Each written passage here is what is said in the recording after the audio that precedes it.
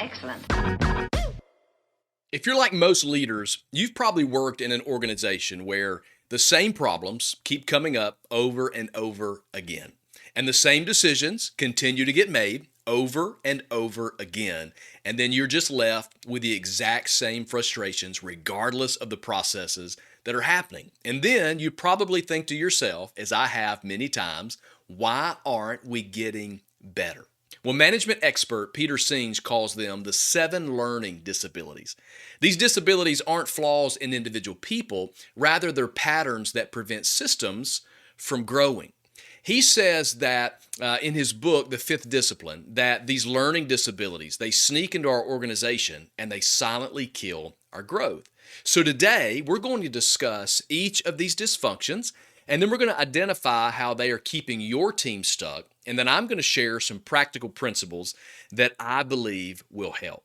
So welcome to the Mind Your Business podcast, the podcast for whatever business is on your mind. Let's get started. Well,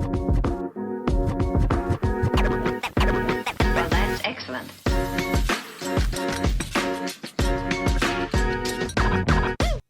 Well, thank you for joining me for another episode of the Mind Your Business podcast. If this brings value to your life, do me a favor, like, subscribe, share this with others. If you're listening to the podcast, wherever you get your favorite audio, leave a review there because this kicks the algorithm into gear so I can add as much value to as many people as possible.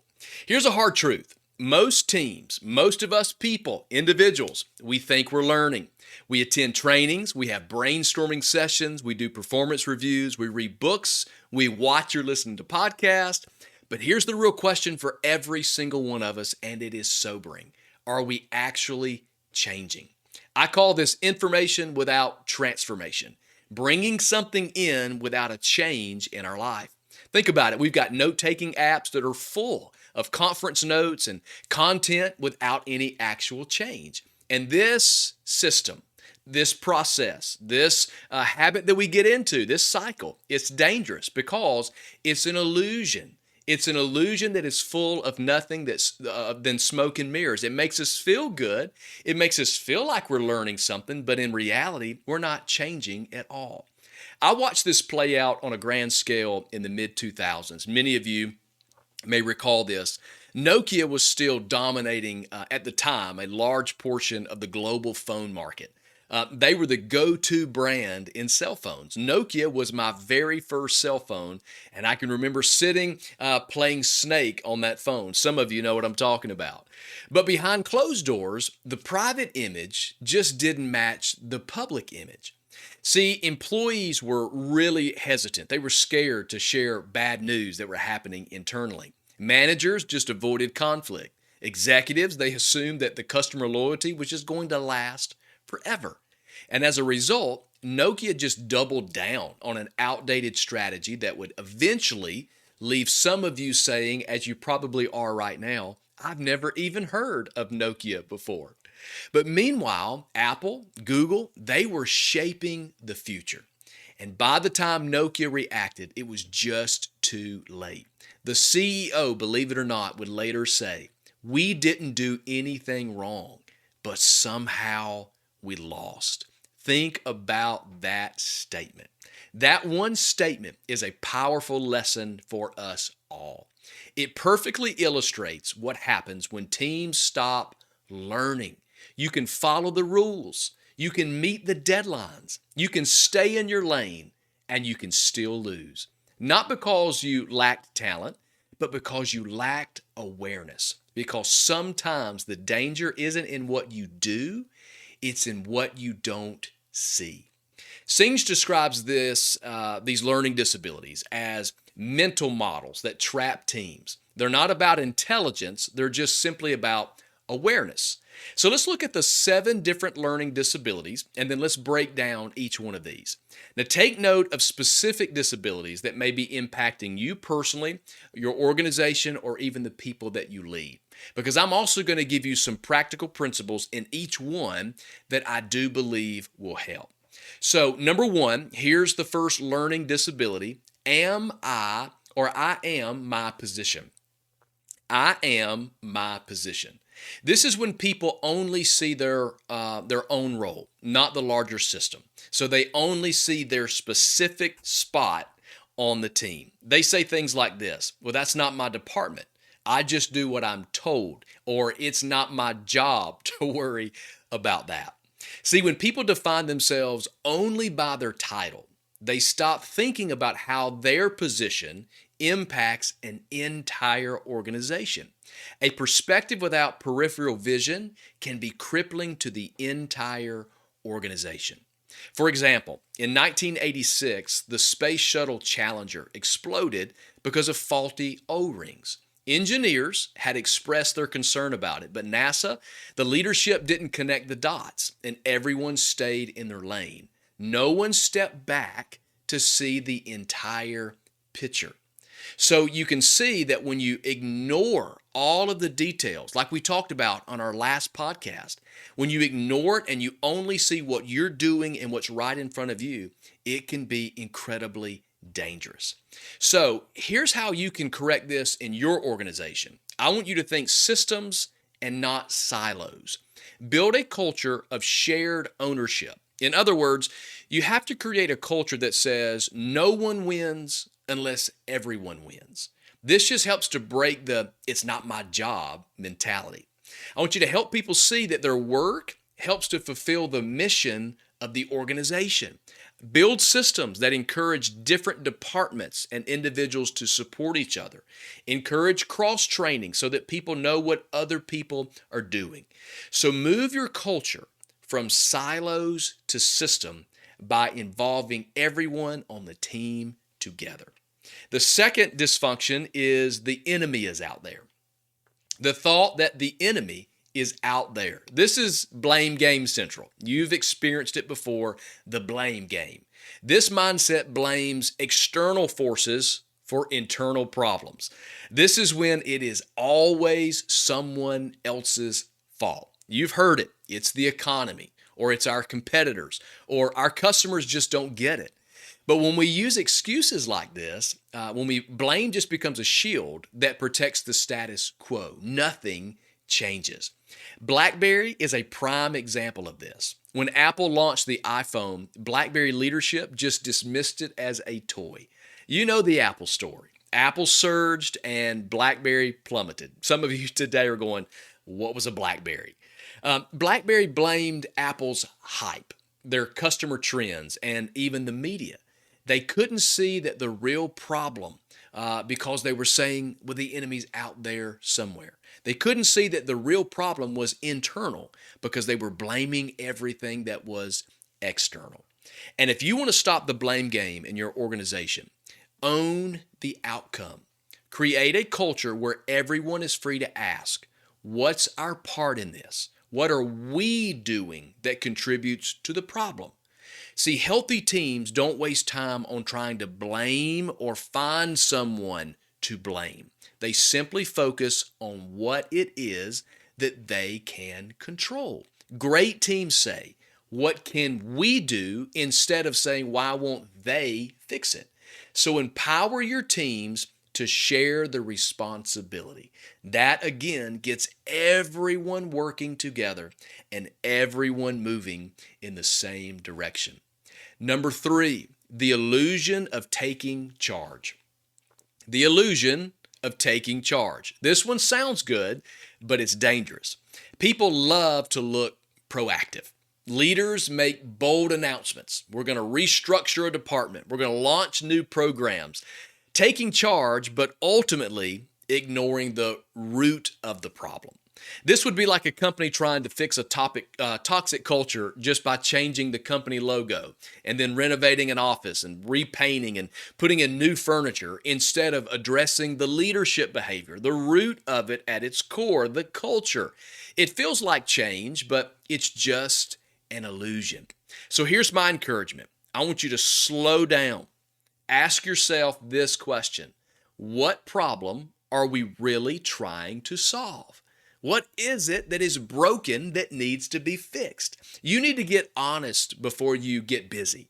This will help you transition from doing busy work to doing your best work. So don't just do something on the surface level.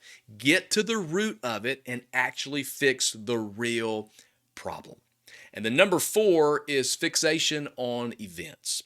We all love quick wins. We love those big moments. It's something like a launch day or meeting our quarterly goals. But short-term thinking keeps us from seeing long-term patterns, and this is important. For example, in education, test scores are the event.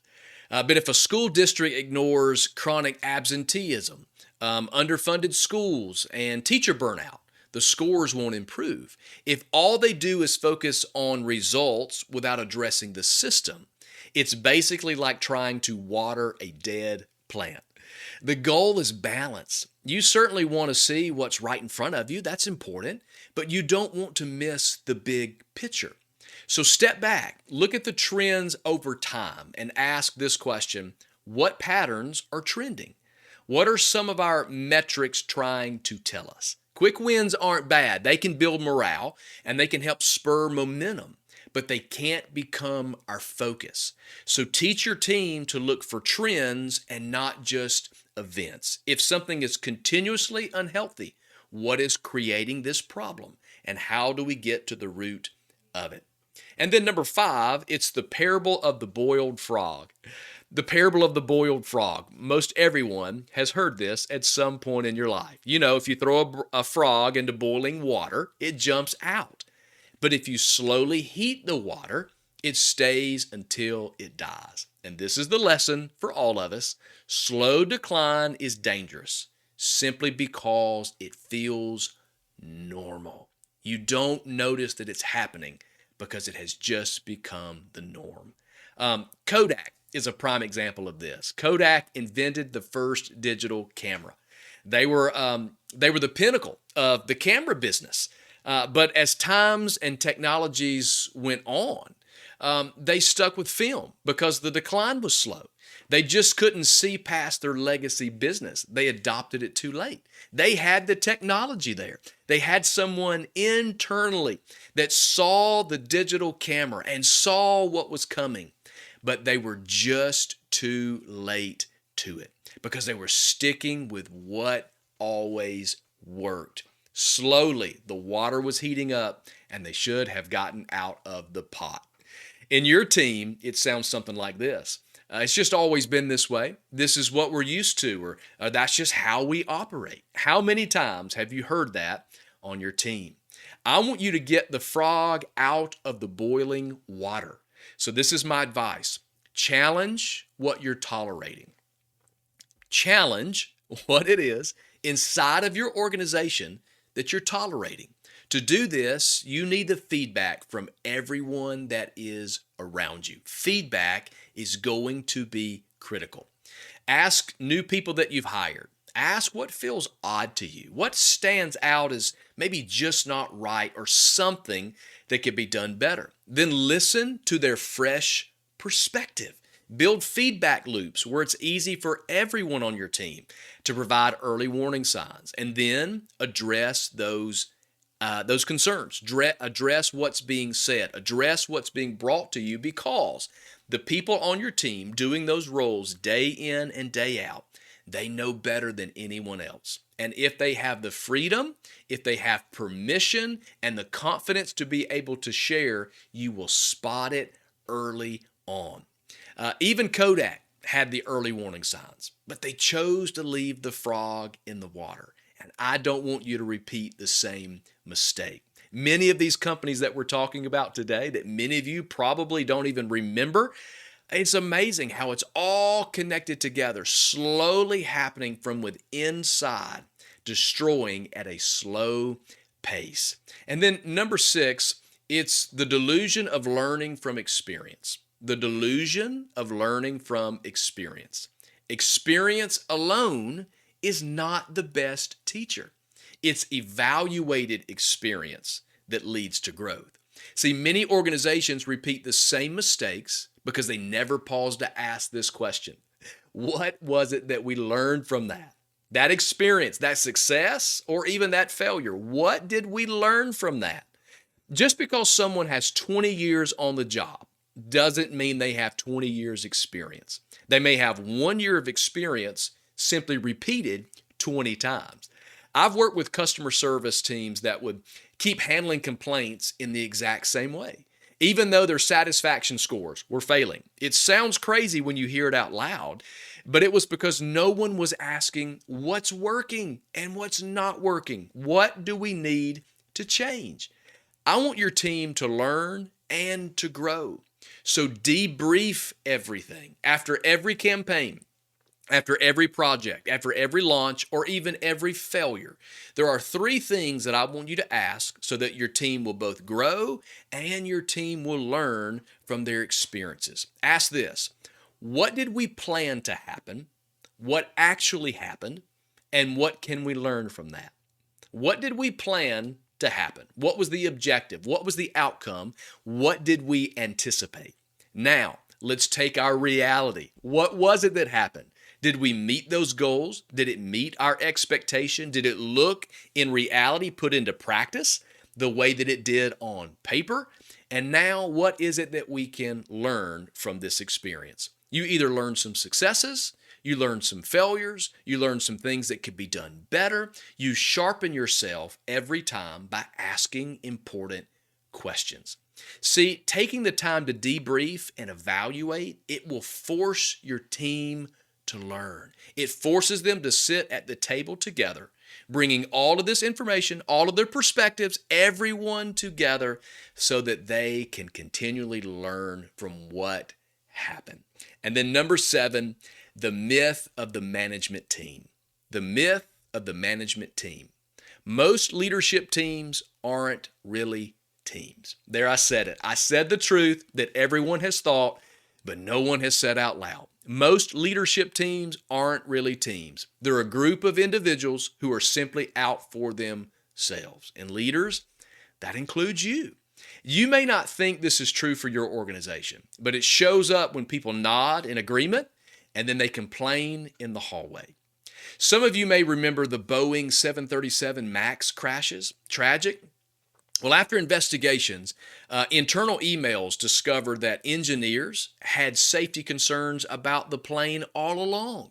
They had concerns about some of the dangers that the 737 MAX presented, but they didn't feel empowered. They didn't feel confident, the ability, the freedom to share those concerns.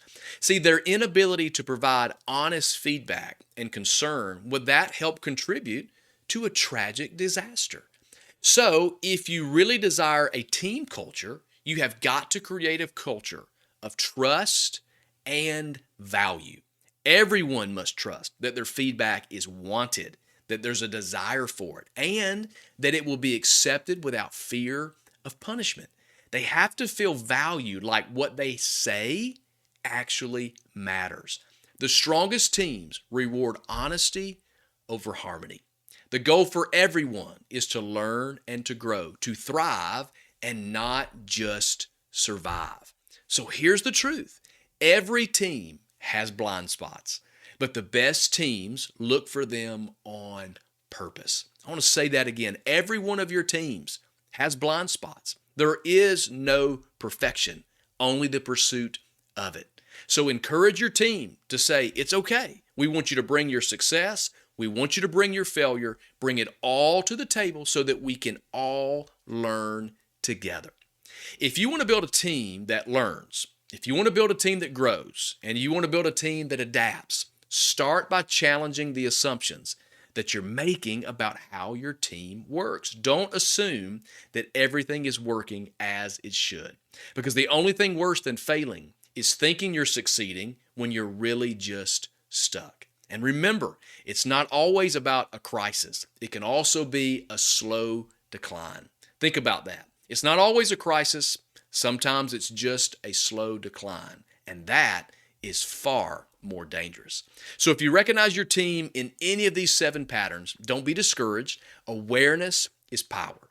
Naming the problem is how transformation begins. So if you see an area that you're going to focus on, or you have an area that you've overcome, I would love to hear about it. So for those of you on YouTube, leave a comment and let me know. And I want to say thanks again for tuning in to the Mind Your Business podcast. And if you found this helpful, like, subscribe, share this with a friend, leave a review. And until next time, go and mind your business. And let's build businesses that never stop learning.